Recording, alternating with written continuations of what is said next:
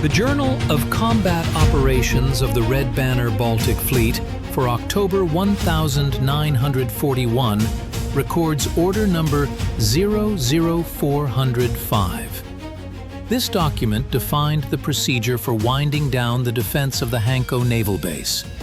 At the time of signing the order, the garrison of the peninsula numbered 27,829 personnel. The technical condition of the defensive structures was assessed as functional. The artillery grouping included the 335th and 180th large-caliber batteries. The stock of provisions and ammunition allowed holding the perimeter until the spring of 1942. However, the strategic situation near Leningrad required the immediate transfer of personnel to reinforce the front. The operation received the code name Evacuation of the Gangut base. Please subscribe to our channel. Your support helps us continue working with archival materials and reconstructing the hidden pages of military history. The economic and military technical potential of the Baltic Fleet by November 1941 was in a critical phase. After the loss of Tallinn and the main repair base in Liepaja, the fleet was locked in Kronstadt and Leningrad. The command had at its disposal a limited number of serviceable pennants. Minesweepers with shallow draft formed a particularly scarce category. The total length of minefields laid by the forces of the Kriegsmarine and the naval forces of Finland exceeded 300 kilometers. The cross-section of the Gulf of Finland in the area of Hogland Island was blocked by a dense network of moored and bottom magnetic mines. The Corfu and Uminda groupings numbered more than 3,000 explosive devices. The throughput capacity of the fairways was reduced to a minimum. Planning of the evacuation was entrusted to the fleet headquarters, under the leadership of Vice Admiral Vladimir Tributs. Document analysis shows that in developing the routes, the actual density of mine placements in the Tallinn Bay area was not taken into account. The command had aerial reconnaissance data on the presence of new barriers, but this information was not integrated into the flight maps and navigation plans of the convoys. The first planning error is recorded in the Hydrographic Department's report. The coordinates of the safe passage specified in the order for the first convoy overlapped the edge of the Coronel minefield by 2 cable lengths. This discrepancy between the archival map of enemy mine placements and the fleet's operational plan cost the lives of the crews of several patrol boats. The first echelon of the evacuation departed on the 26th of October, 1941. It included the destroyers Stoiki and Slavny, 5 boats of the Sea Hunter type, and 3 transports. The technical inspection before departure revealed 70% wear on the paravane protectors on the destroyers. Despite this, the departure was not postponed. At 22 hours 30 minutes, the convoy entered the zone of responsibility of the enemy's coastal batteries. Fire impact from Finnish positions was minimal. However, the mine danger was increasing. On the 37th mile of the route, the destroyer Slavny snagged a mine mooring, but no explosion occurred due to a technical failure of the fuse. This event was interpreted by the command as a sign of low density of barriers, which was a logical error in risk assessment.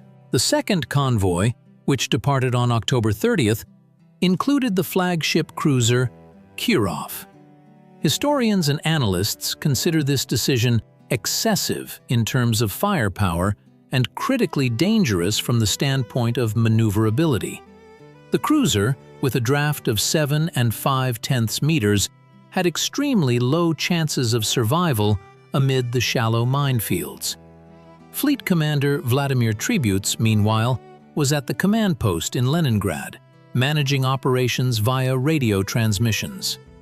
Remote control under electronic warfare from German stations resulted in delays in order transmission of up to 40 minutes. In the conditions of a naval battle, such a time lag is fatal. A critical audit of logistics chains reveals that convoy resupply with coal and fuel oil was handled on a residual basis. The transports Jean Jaurès and Kazakhstan had a cruising range barely exceeding the distance to Hanko and back. There was no reserve for course changes or prolonged maneuvering while searching for a swept channel. The second documented systemic error: discrepancies in data between the quartermaster service and the operations department. The manifests listed 10 serviceable base minesweepers, whereas in reality only 4 managed to put to sea. The other 6 vessels were under repair, with their main power plants disassembled. This misinformation formed the basis for the order to form the third convoy without adequate minesweeping support. The third evacuation echelon encountered the first large-scale losses. On November 13, 1941, the destroyer Gordy struck a mine in the northern fairway area. The ship's hull was damaged in the vicinity of the first engine room. 15 minutes later, a second explosion followed. The vessel lost buoyancy and sank in 4 minutes. 193 sailors perished in the battle. Analysis of the escorting minesweepers' actions shows that they proceeded with trawls raised due to the threat of cable icing. The air temperature was -8 degrees Celsius. The operating instructions for minesweeping equipment in low-temperature conditions were violated in favor of convoy speed. The evacuation of the 4,000-man landing force on transports was conducted under extreme overload conditions. On the steamer Joseph Stalin, with a rated capacity of 512 passengers, 5,589 people were accommodated. The personnel were placed in holds, on decks, and in passageways. The ship's trim was disrupted, reducing its stability and maneuverability. Vladimir Tributs approved the loading plan, fully aware that a single mine hit would result in casualties numbering in the thousands. At the same time, the convoy lacked air cover. Fleet aviation regiments were engaged on the land sector of the front near Gachina. The second decade of November was marked by a deterioration in the ice conditions. Ice 10 centimeters thick blocked the operations of light motor minesweepers. The fourth convoy, under the command of Rear Admiral Valentin Drozd, put to sea on November 22nd. The group included the destroyer Smetlivy. At 19 hours 45 minutes, the ship entered the Corfu minefield sector. The explosion occurred on the starboard side near the aft bilge. Damage to the steering gear rendered the ship unmanageable. 10 minutes later, Smetlivy ran into a second mine. The vessel broke in two. Most of the servicemen on board failed to evacuate from the internal compartments. The loss of life among the personnel exceeded 300 men. The third systemic error was identified during the analysis of interactions between the Hanko coastal artillery and fleet forces. At the moment of the convoy's passage, the peninsula's batteries were supposed to conduct suppressive fire on Finnish positions on the islands. However, due to ammunition conservation imposed by the Fleet Headquarters Directive, the artillery remained silent. This allowed the enemy to freely adjust the fire of their coastal guns and deploy torpedo boats. As a result, the transport Vironia was attacked and sustained damage that led to loss of propulsion in the minefield area. The vessel was abandoned by its crew and subsequently destroyed by detonation on a mine. The culmination of the tragedy was the transit of the fifth convoy in early December 1941. By this point, the Hanko base was fully prepared for destruction. The 335th Battery and ammunition depots were blown up. The last units embarked on the turboelectric ship Joseph Stalin. the ship put to sea on the night of December 2nd.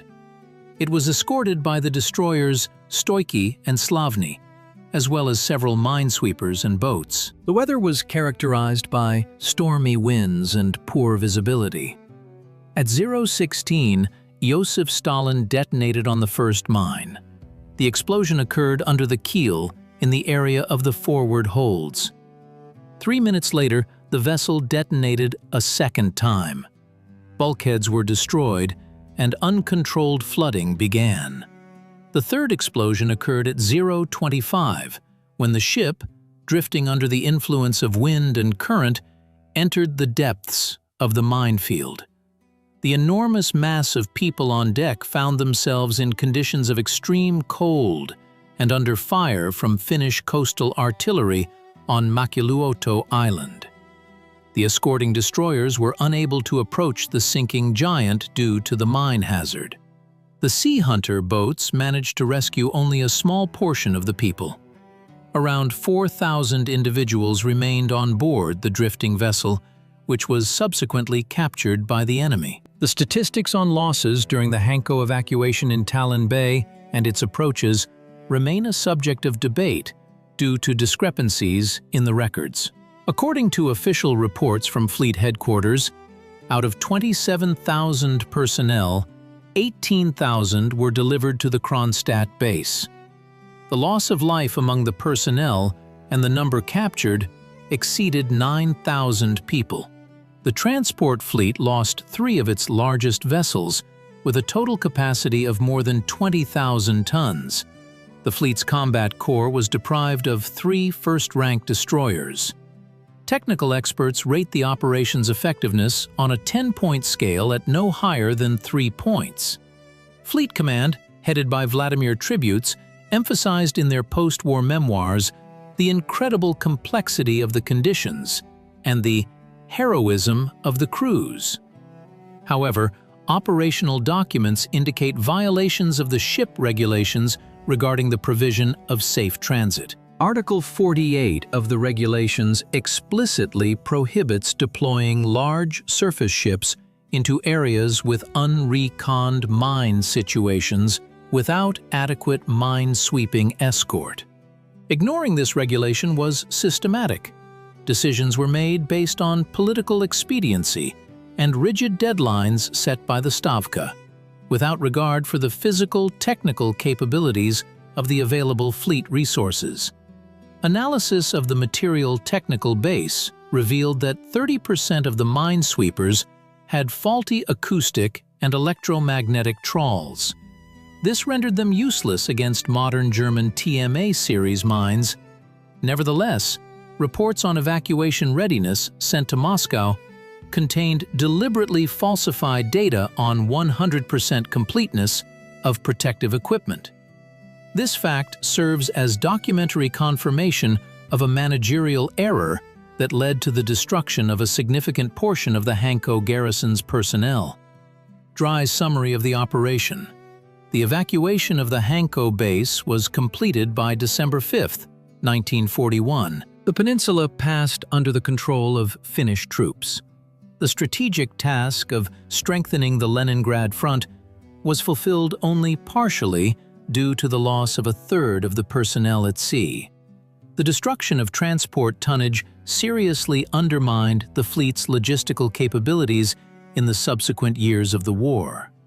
The absence of disciplinary measures against the higher command of the fleet, after such scales of personnel and equipment put out of action, is explained by the general state of catastrophe on the fronts in 1941, when individual responsibility was leveled by the overall scale of losses.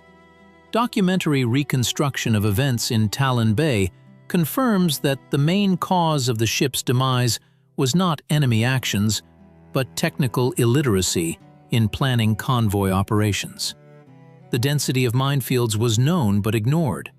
The resources of the minesweepers were exhausted, but they continued to be used without repair. Overloading of transports was authorized despite the obvious threat to stability. These factors in combination led to one of the most large-scale maritime disasters in the history of the Baltic Fleet. At the present moment, in the archival funds of the Ministry of Defense, unpublished cases are preserved concerning the clarification of lists of those who lost their lives on board the steamer Joseph Stalin. Verification of this data is complicated by the fact that many lists were compiled in haste right before loading and were not duplicated in the fleet headquarters. The final figure of those put out of action during the Gangut evacuation may be adjusted upward as new funds of technical documentation are opened. The total volume of lost material assets, including artillery systems, ammunition, and foodstuffs left on the peninsula or sunk, is equivalent to the annual supply budget of an entire army. The engineering structures of the base, on the construction of which colossal resources were spent in 1940, were not completely destroyed, which allowed the enemy to use part of the infrastructure for their own purposes. This aspect also enters the list of critical errors of the command, which did not ensure proper control over the liquidation procedure of the facility. The actions of Admiral Vladimir Tributs and his staff from October to December 1941 are characterized by detachment from the real situation at sea. The command post in Leningrad received reports, but had no opportunity to operationally influence the situation in Tallinn Bay.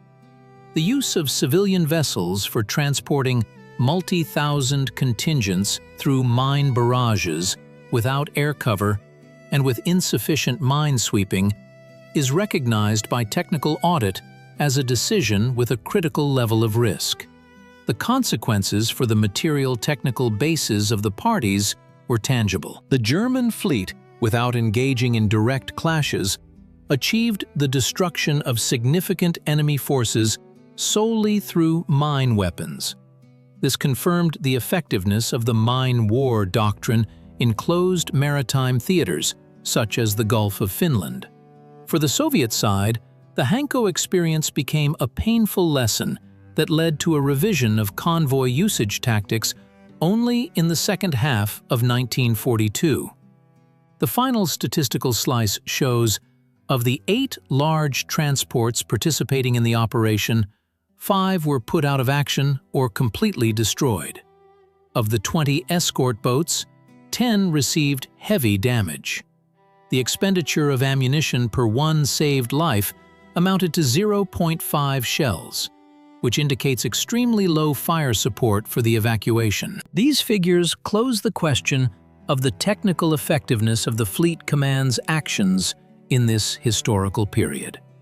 The study relies on the war journals of the 52nd and 53rd Trawler Brigades, reports from the Operational Department of the Baltic Fleet Headquarters, and the forms of merchant fleet vessels mobilized for military needs. Every technical decision made in Admiral Vladimir Tributs' headquarters had concrete consequences, expressed in the tonnage of lost ships and the number of combatants put out of action. The cold statistics of these losses serve as the most objective indicator of the quality of operational management under the crisis conditions of 1941. The boundaries of the Fleet Command's responsibility are clearly delineated in the orders and directives of that time. The absence of personal sanctions for the loss of a 5,000-strong contingent on the Joseph Stalin remains a fact of Soviet naval administrative history. From the standpoint of military law and service regulations, these actions may be qualified as improper performance of duties in a combat situation, leading to grave consequences. Studying this episode allows a deeper understanding of the mechanisms of the military machine's functioning under conditions of total war, where the resources of equipment and human life were evaluated solely through the prism of accomplishing the operational task at any cost. Further examination of the sailing directions and charts of minefields from 1941 reveals that alternative routes along the coast existed that could have reduced the level of losses by 40 to 50%. However, these options were rejected due to fears of shelling from German field artillery although the risk from artillery fire was mathematically lower than the risk from mine barrages. This choice in favor of the invisible mine threat over the visible artillery one is also a sign of a tactical miscalculation by the fleet headquarters' analytical department. The evacuation of Hanko remains one of the most thoroughly documented yet least analyzed operations in terms of the technical responsibility of the parties involved, ignoring the facts of supply, the topography of minefields, and the material condition of the ships led to an outcome that, in military science, is classified as an unjustified loss of strategic reserves.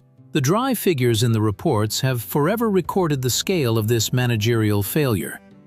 In concluding the detailed analysis, it must be noted that every meter traversed in Tallinn Bay was paid for with resources that the fleet could not replenish until 1944. The liquidation of the Hanko base, conceived as a rescue operation, in fact turned into a series of catastrophic incidents caused by a systemic management crisis and neglect of basic principles of maritime navigational safety. The statistics of 8,000 dead and captured sailors and soldiers remains the final and impartial verdict on Admiral Tributs' actions in December 1941. Operation Gangut officially concluded, but its echo in the form of archival investigations continues. Analysis of road throughput capacity, reserve conditions, and fire density confirms the technical possibility of saving the garrison with minimal losses existed. The refusal of this possibility in favor of simplified planning schemes is the key conclusion of this historical study. Every word in the war journals confirms this logical finale.